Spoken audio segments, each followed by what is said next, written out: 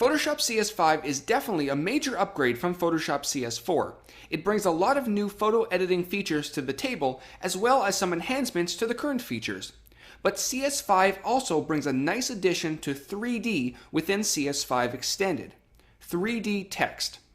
In the past, if you wanted nice looking 3D text, you would either have to create the text in a modeling application or in Illustrator, then import it into Photoshop.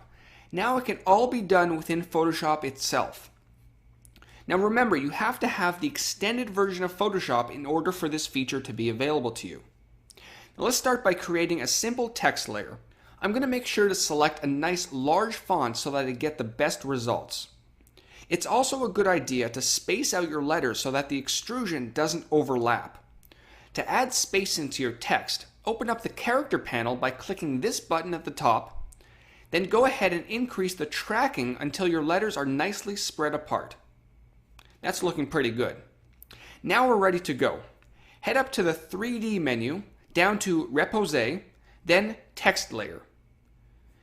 This box lets us know that Photoshop is going to rasterize our text, which means that after we apply our 3D effect, we will no longer be able to edit the font or base color.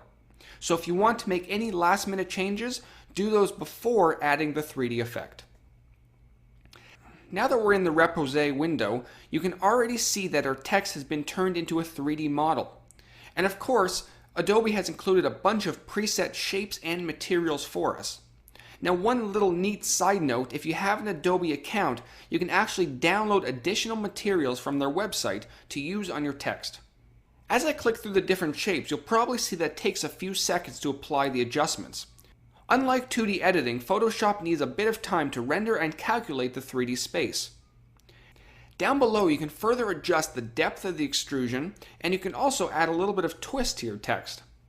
There's a lot you can adjust on your model: lighting, render settings, and the quality of the mesh. But the neatest thing is that because this is an actual 3D model, we can rotate it right in Photoshop. On the left, we have our movement and rotation tools. As I drag my mouse, you'll see that my 3D text is rotating.